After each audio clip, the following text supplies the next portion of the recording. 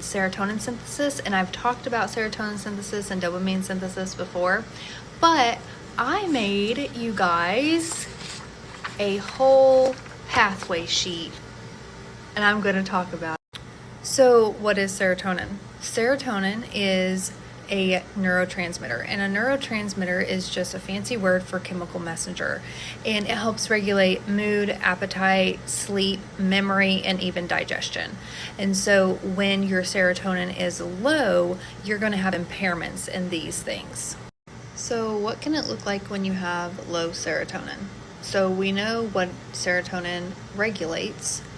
So depression, depressed mood, anxiety, panic attacks, lack of focus, overall numb, flat feeling, brain fog, even insomnia, issues with sleep, negative, like a loop, stuck on a loop of negative thoughts. Carb cravings is a big one, and we'll get into that. And also just like chronic pain, headaches, migraines, things like that. Obviously, this is not diagnostic, this is just education. So we often hear that serotonin is made in the gut. Yes, 90-95% of serotonin synthesis is made in the gut, but this is different than what's in the brain, okay? So through the enzyme TPH1, which is tryptophan hydroxylase 1, in the enterochromaffin cells in the intestines, that's where the serotonin is made. Well, if it can't cross the blood-brain barrier, what's the point? Actually, it's very significant. It helps with gut motility. So peristalsis, moving the bolus down through your intestines. It also helps with signaling sensations like nausea, and helps with digestive enzymes, influencing digestive enzymes.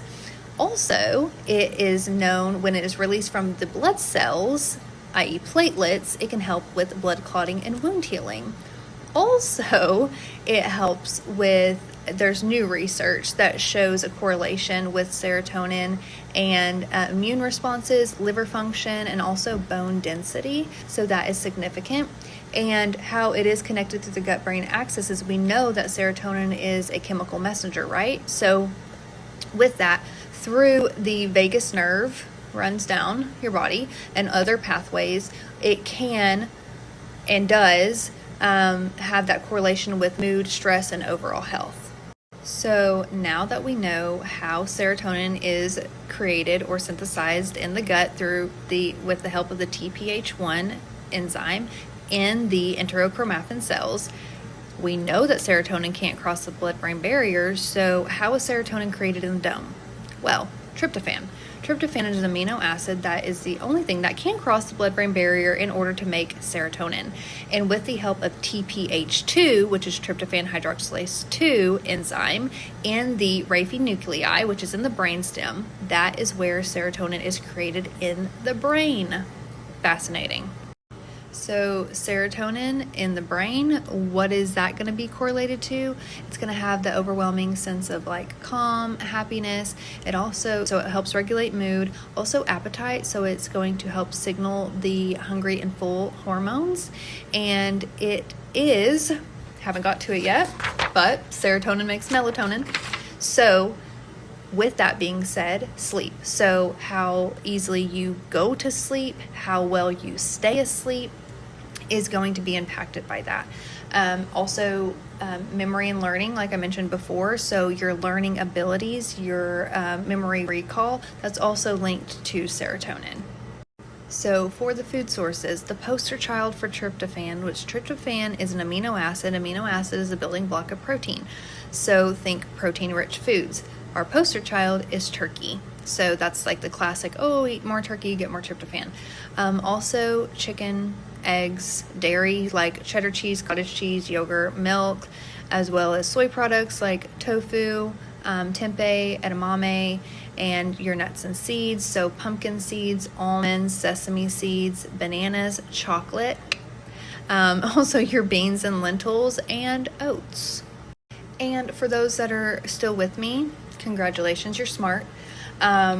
And smarter now. So let's get through the cofactors that help synthesize this, because just eating a bunch of tryptophan, sure, great, sounds good, ain't wrong. So when we're looking at my beautiful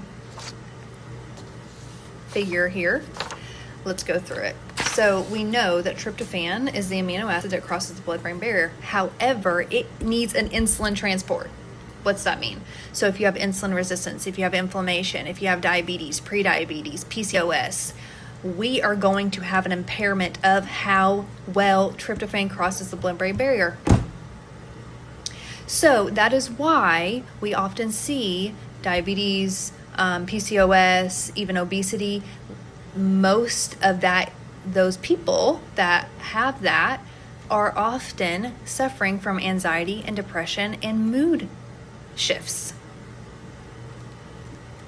So that's our root cause right there. That's the first thing that we want to look at, is what is and how is insulin responding in your body? Do you have enough insulin? Are you having insulin resistance where you can't get the glucose into the cell? That's a problem.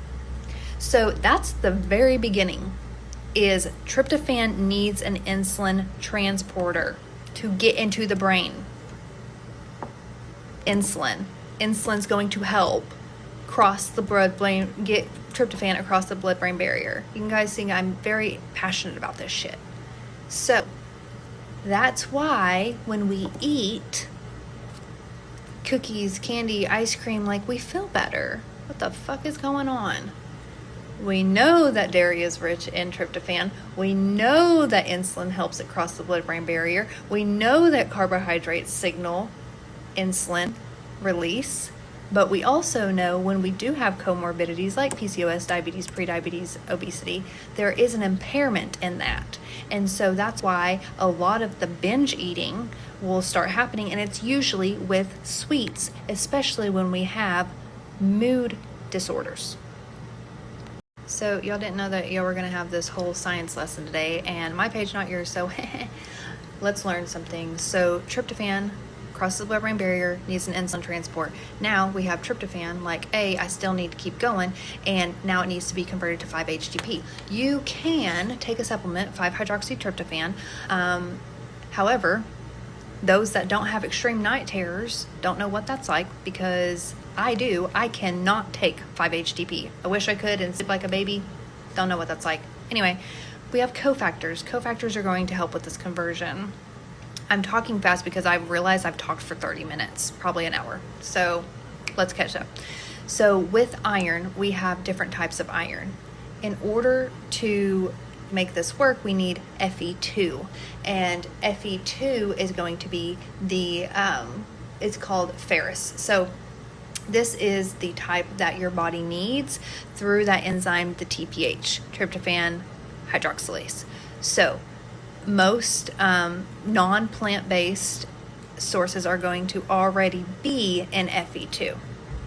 However, Fe3 is in plant-based sources. And sorry about your vegetarians, because I was a vegan for far too long, and that's why I had severe mental health issues. Anyway,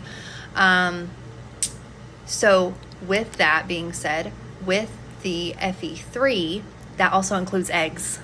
Sorry, it is a non-heme, so we have to convert it. Okay, so we have to take the 3 to a 2 in order for it to work to make that 5-HTP.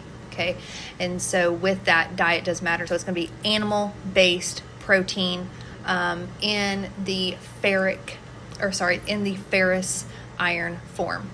And then also oxygen. So for you shallow breathers, or even people that have issues with their lungs, or even COPD, this conversion is going to be an issue. And also BH4. So with BH4, with iron, it needs an acidic stomach, and there is a condition called hypochlorhydria, and that's literally what I had for years. Is I had low stomach acid. It does mimic high stomach acid, and a lot of times people that think that they have high stomach acid, they actually have low stomach acid.